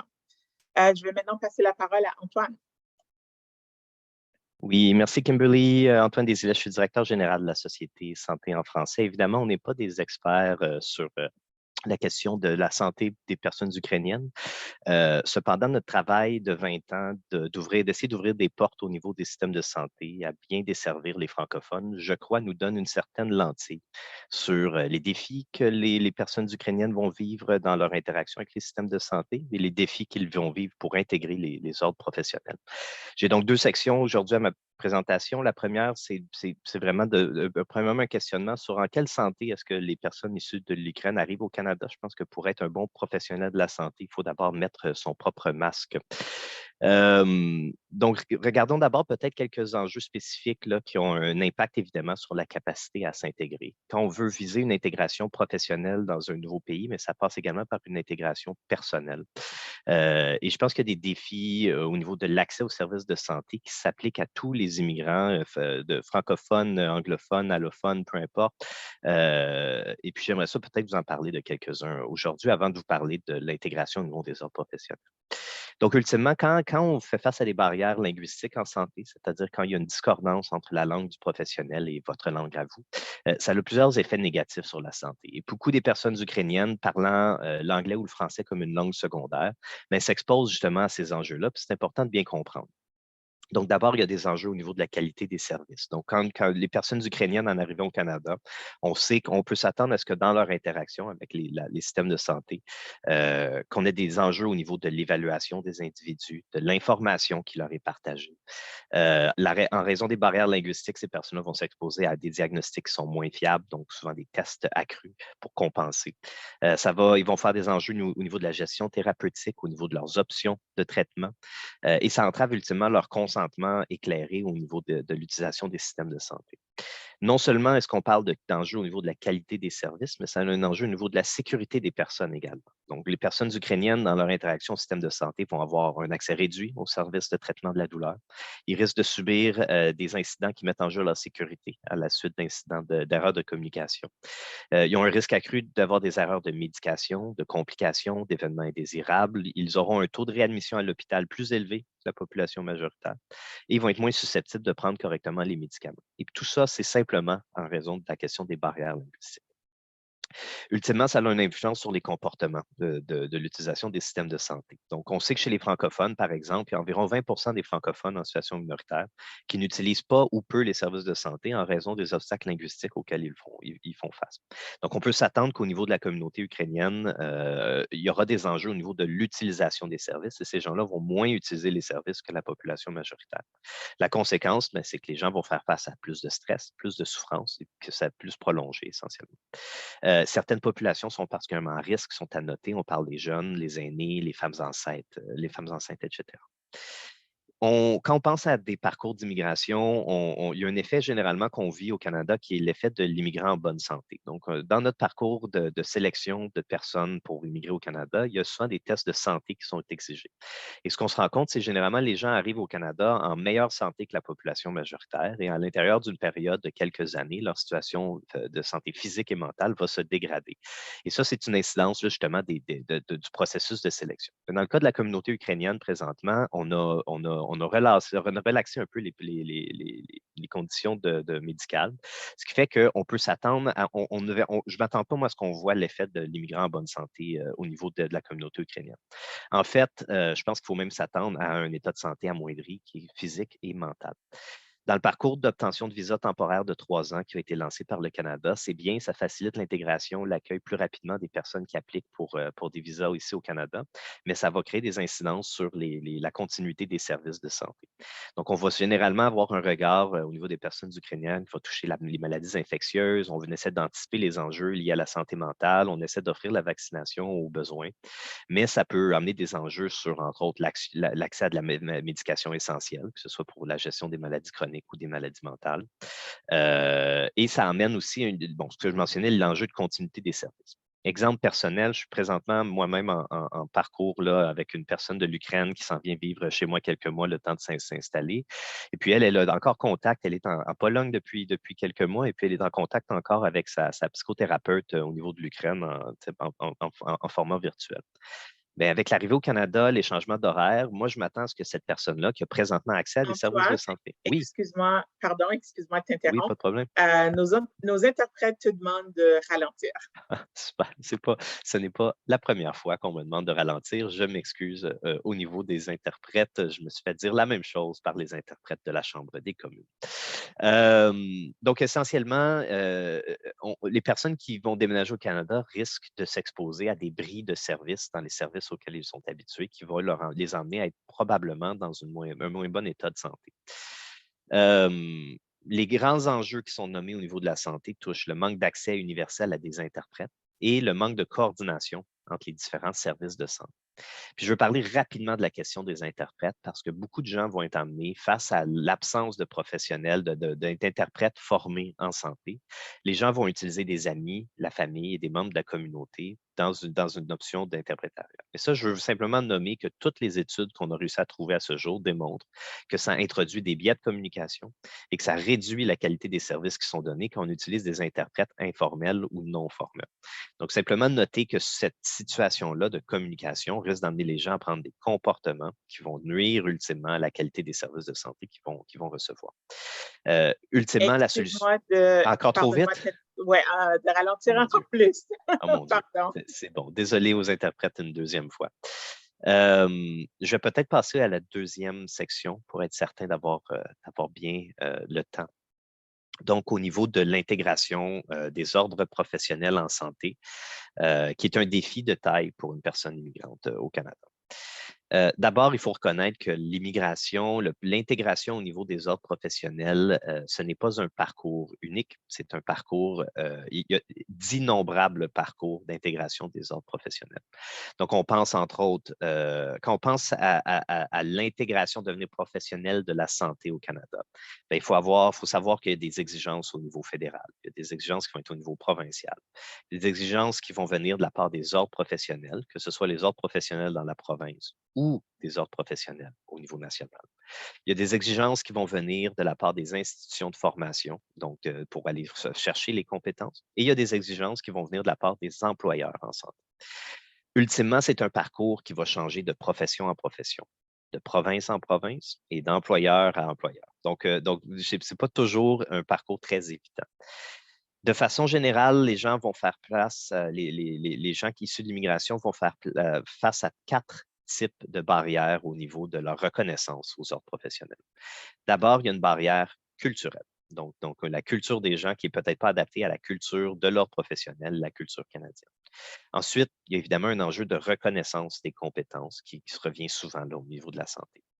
Ensuite, il y a des enjeux liés à l'obtention de la licence. Olga l'a mentionné un peu dans son allocution précédente. Et finalement, il y a des enjeux qui touchent la déqualification, en anglais le de-skilling. Et donc, c'est par les gens qui n'ont pas pratiqué depuis quelques années vont perdre au niveau de leurs compétences de travail et ça va affecter leur reconnaissance par les ordres professionnels. Généralement, on pense le parcours, il y a plusieurs parcours pour rejoindre une profession réglementée. Au niveau des gens issus de l'immigration, celle qui concerne les personnes issues de l'Ukraine touche beaucoup. En fait, on est dans un parcours, on est entre 2 parcours ici. C'est-à-dire que généralement, on a les étudiants internationaux qui deviennent résidents permanents au Canada, qui étudient en santé, qui vont se joindre à là. On a des travailleurs temporaires dans le milieu de la santé qui vont devenir résidents permanents et après ça se joindre à des professions réglementées. Et généralement, on a les immigrants économiques qui ont l'éducation ou de l'expérience en santé. Chez ces gens-là, ils doivent souvent aller chercher de la formation, d'abord au niveau linguistique, en anglais, en français, c'est extrêmement important. Il y a des examens de reconnaissance de compétences canadiens, il y a des examens provinciaux et chacune des professions va se retrouver à différents niveaux là-dedans. Ça emmène souvent des gens qui ont de l'expérience. Je lisais récemment dans les médias l'expérience d'une radiologiste diagnosticienne qui a travaillé 15 ans dans un hôpital ukrainien et qui arrive au Canada et se rend compte que ses seules options, c'est de travailler comme assistant clinique ou de faire 5 ans de formation postsecondaire. Ultimement, ça m'emmène à vous parler des autres enjeux parce qu'au-delà, puis Olga l'a mentionné, et je crois que c'est important, ce n'est pas uniquement des barrières liées aux ordres linguistiques que les immigrants de l'Ukraine vont faire face. Ils vont faire face à toute une autre série d'enjeux qui réduisent leur capacité à avoir du pouvoir sur leur situation. Ils vont faire face à des délais administratifs extrêmement prolongés. Ils vont faire face à des frais cachés ou des frais qu'ils ne comprennent pas, des frais de licence, des frais de formation, des frais pour faire les examens. Il y a un coût d'opportunité énorme. Puis Olga l'a bien mentionné tantôt. Quand on est une mère qui arrive avec 2 enfants, par exemple, au Canada, est-ce qu'on va prioriser trouver un emploi qui permet à la famille de manger ou est-ce qu'on va prioriser la reformation et dans le fond, de retourner aux études? Souvent, les gens n'ont pas l'option de faire le choix d'aller faire la reconnaissance des acquis. Et ultimement, c'est une situation qui limite les options. il y a une situation importante au niveau des résidences, donc les internats de médecine. Là, donc, souvent, pour faire de la résidence dans un établissement, il va falloir être résident permanent au Canada. Présentement, on accueille des gens qui ont la compétence en santé, mais qui ont un permis de résidence temporaire au Canada, qui vont les limiter dans leur accès à des programmes de formation. Et ultimement, ben, c'est toujours une question de temps et d'argent. Je termine, je sais que je dépasse un peu mon temps, je termine avec peut-être 2 recommandations ou 3 recommandations sur comment mieux intégrer les personnes issues de l'immigration en Ukraine au niveau des ordres professionnels. Première recommandation au niveau des exigences linguistiques. Donc, souvent, on va demander aux gens d'avoir un niveau d'anglais suffisant avant même de commencer la formation. On pourrait revoir il y a d'abord le timing, donc quand le test linguistique va tomber. Mais il y a également aussi la multiplication des tests linguistiques. Il y a des tests linguistiques qui vont être demandés, entre autres, par les institutions de formation, par les ordres professionnels, puis des fois même par les gouvernements. Ensuite, ben, je pense qu'il faut faciliter, spécifiquement pour les gens issus de l'immigration de l'Ukraine, et spécifiquement faciliter l'accès à la résidence permanente. Donc, essayer de faciliter cet accès-là, qui va après ça leur ouvrir des portes à la reformation. Et tout ça peut-être dans des principes de mobilité de main-d'œuvre. On a énormément de politiques publiques qui touchent la mobilité de la main-d'œuvre au Canada. Important de peut-être se baser sur ces principes-là. Je termine donc avec ma grande recommandation. Le principal enjeu des ordres professionnels, pour moi, c'est une question de leadership. La santé étant au Canada à l'intersection de compétences fédérales et provinciales, on se retrouve souvent dans l'intégration des marchés publics en santé, où tout le monde joue seulement sur son carré de sable. Et on l'a vu récemment dans les derniers mois, chacune des provinces du Canada est en train de se faire son propre parcours plus rapide d'intégration au niveau des ordres professionnels. C'est bien par province. D'un point de vue externe, ça complique énormément la situation et ça réduit la compréhension de comment mieux s'intégrer au niveau des systèmes de santé. Merci de votre écoute. Désolé d'avoir dépassé un peu mon temps. Merci, Kimberly. Aucun problème. Merci beaucoup, Antoine. Alors, pendant que nos participants rédigent leurs questions dans le clavardage ou dans le QAR, je vais inviter Douglas. Je t'invite à peut-être réagir aux présentations de Maria, Olga et Antoine. Alors, Douglas, est-ce que tu souhaites prendre la parole?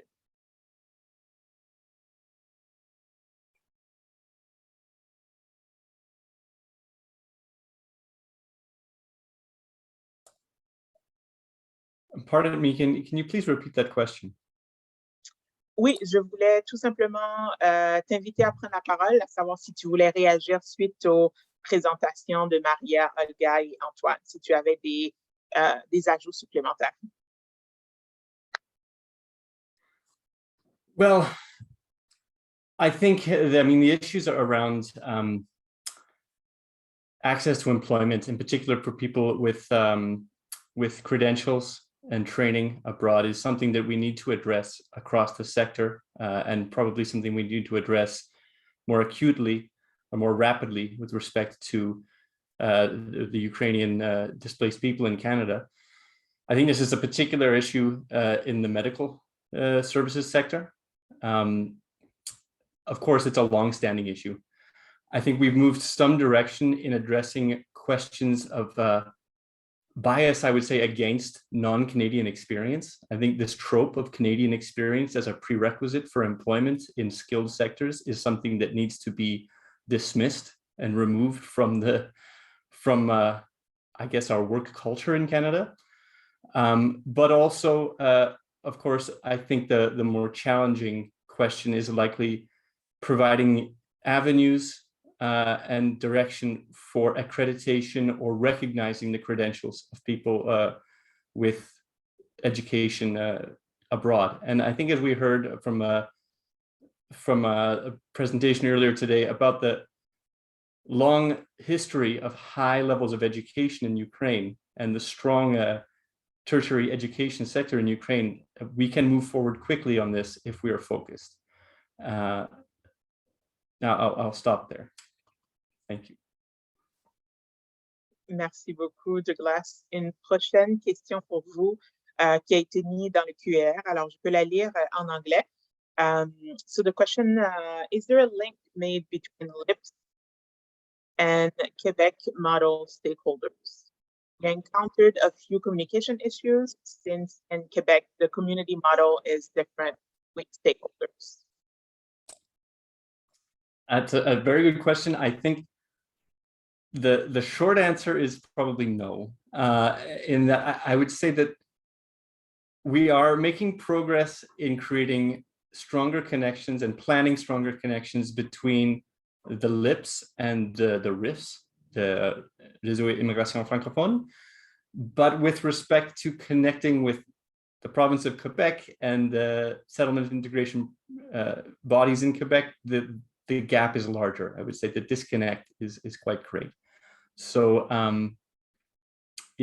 that's something I think we'd be very much open to, but at present, there's not a lot of connection, and I don't think I can speak from a place of knowledge on that issue.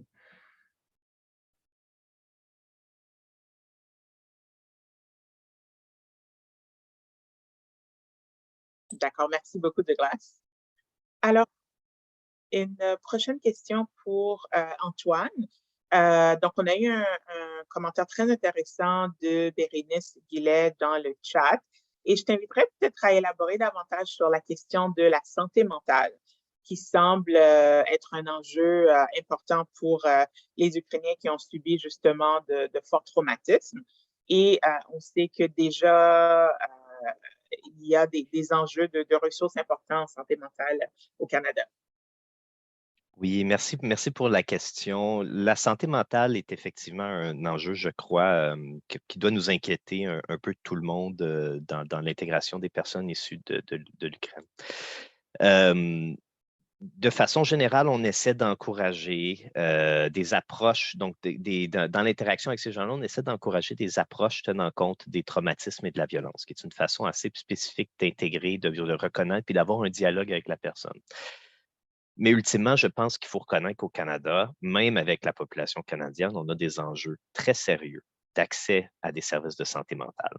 Quand on rajoute à ça des questions linguistiques, parce qu'on sait la santé mentale, ce n'est pas simplement la médication. La santé mentale, c'est un sentiment d'appartenance, c'est des tactiques pour briser l'isolement, de se sentir connecté à sa communauté, d'avoir un mieux-être mental, un sentiment d'avoir un contrôle sur sa propre santé mentale.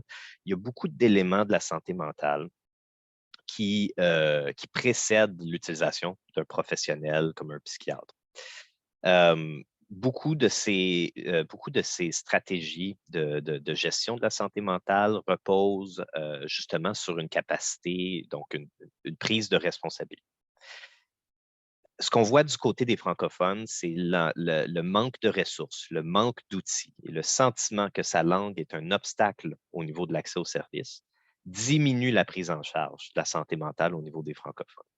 Donc, quand on combine deux situations, des services non disponibles ou peu disponibles, avec une moins grande ou une moins bonne prise de responsabilité au niveau de sa propre santé mentale, bien, ça conditionne une situation où les gens vont simplement être en pire santé. Et donc, je pense que ces dynamiques-là qu'on vit au niveau francophone minoritaire au Canada sont complètement applicables au niveau de la communauté ukrainienne.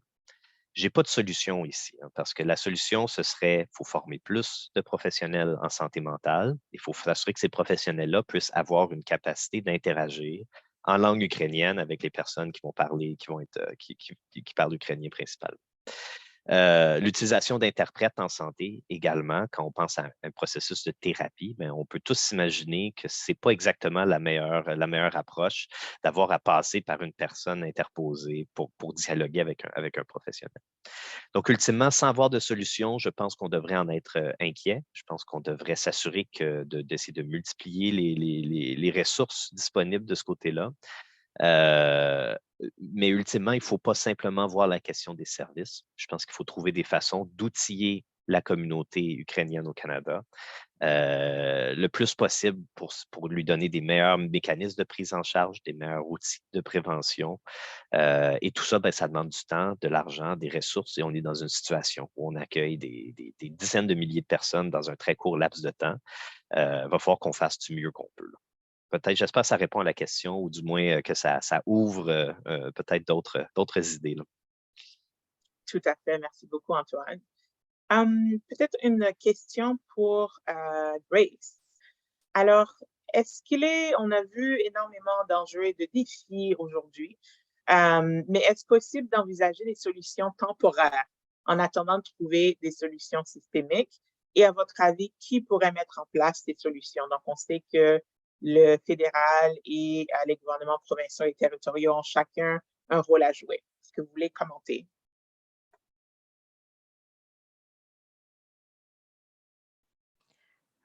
I will answer in English. I'm still practicing and learning my French, but yeah, I think that it is definitely a collaborative effort, and that we all do play a role in this initiative. And so I don't think there's any one particular group that is solely responsible. You know, we are all responsible for the success of everyone in our society, whether they're newcomers, whether they've been in Canada for a long time. And it really takes collaboration and cooperation and, you know, getting together in tables like this to come up with potential solutions.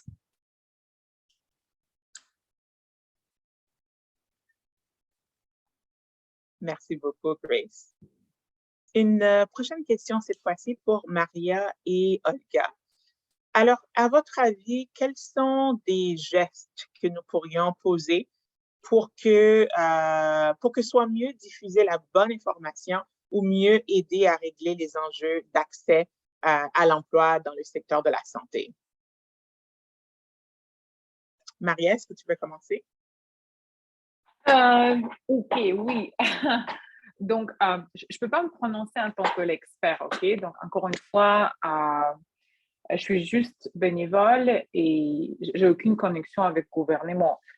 Je peux donner juste mon propre expérience. Je l'avais déjà mentionné lors de ma présentation que j'ai vu une initiative similaire qui était faite par le Conseil de développement économique de la Nouvelle-Écosse pour les infirmières francophones, et donc spécifiquement qui viennent de la France ou du Belgique. Et je trouve qu'une des initiatives comme ça, ce sera juste formidable, c'est de justement créer le guide, probablement en anglais et en ukrainien, mais juste déjà en expliquant quel sera le parcours pour les infirmières ou le médecin, dépendamment de leurs critères. OK, donc ils sont admissibles, partiellement admissibles, non admissibles, et peut-être le déjà mettre en utilisation publique, je veux dire, décider au niveau des organismes gouvernementaux et non lucratifs qui opèrent dans le domaine des migrations, où est-ce qu'il va être mis, mais au moins que je suis sûre que comme les infirmières vont sur Google Search,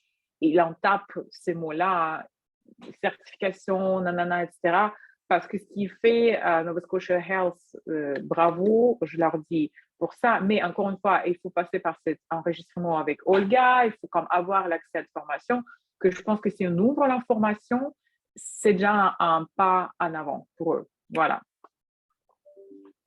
Merci, Maria. Olga, avez-vous des ajouts? You know,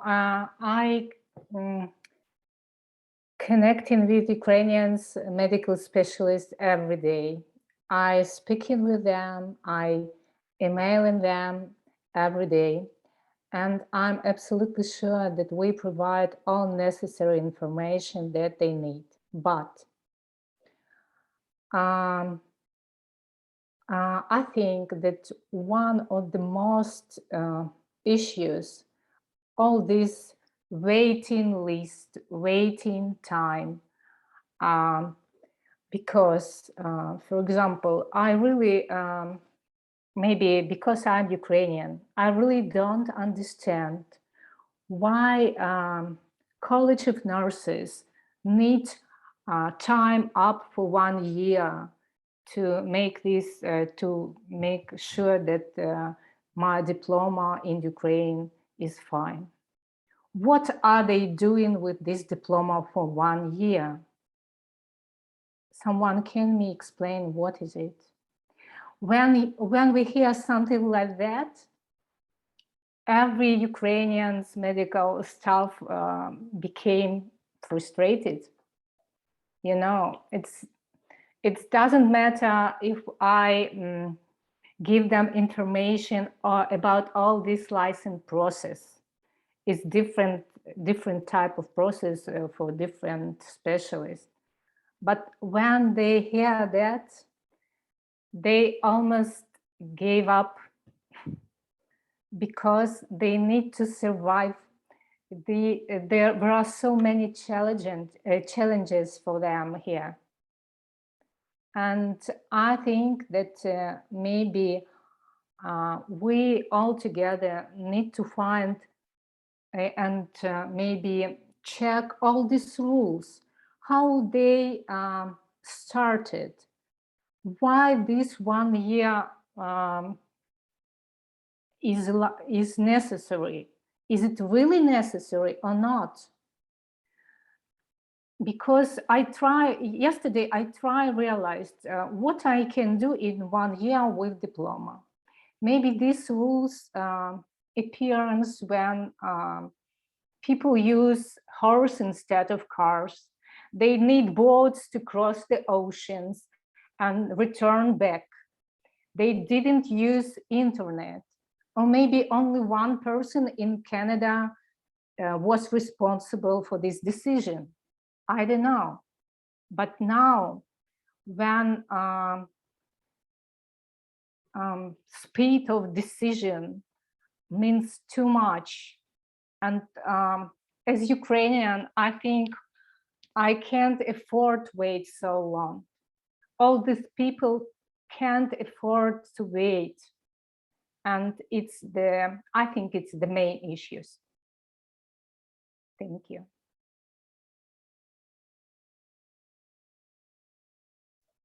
Merci énormément, Olga, pour cette réponse très, très, très importante. Je vais maintenant passer la parole à Douglas pour répondre à une question qui a été insérée dans le QER. Donc, pour nous donner quelques exemples concrets de la collaboration entre les LIP et les fournisseurs de services d'établissement aux Ukrainiens.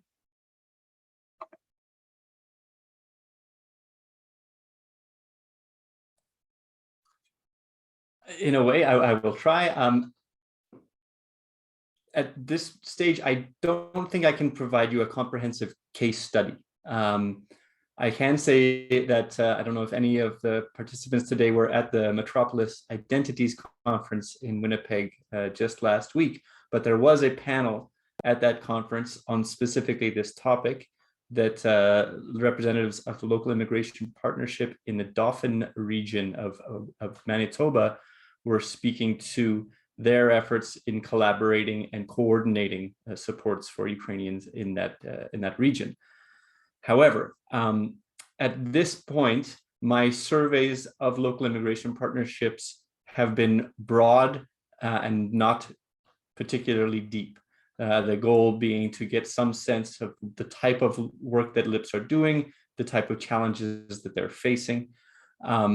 But it would be too much speculation for me to go into case studies outside of my own community. And I can say that in my own community of Jasper, the local immigration partnership and the settlement agency are both housed by the municipality.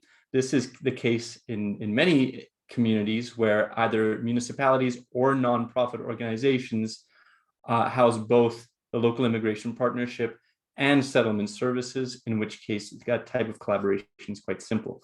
I will just say that I am in the process of proposing a comprehensive study of LIP responses to the Operation Ukrainian Safe Haven that will result in a more clear understanding of how LIPs have been engaged and direction for how LIPs can be more effective in future humanitarian resettlement initiatives. But at this point, I tried in advance today to get a copy of the presentation from the Dauphin region LIP regarding their work in Manitoba. I wasn't able to get that in time for the meeting today, but if I can get it and I get appropriate permission, I'd be happy to share it with participants.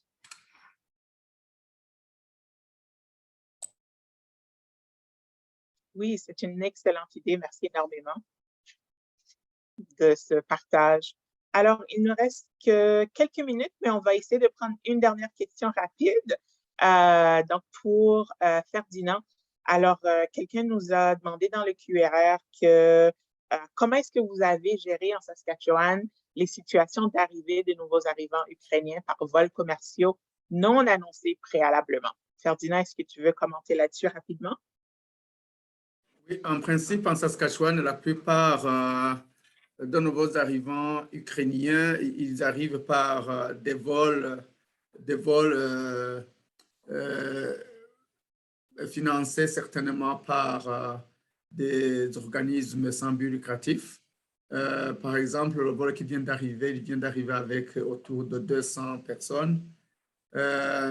Mais naturellement, je dois dire qu'il y a aussi de nouveaux arrivants ukrainiens qui arrivent par leur voie propre, qui obtiennent des autorisations de résidence permanente, temporaires et qui eux-mêmes prennent avec leurs moyens des billets d'avion pour arriver.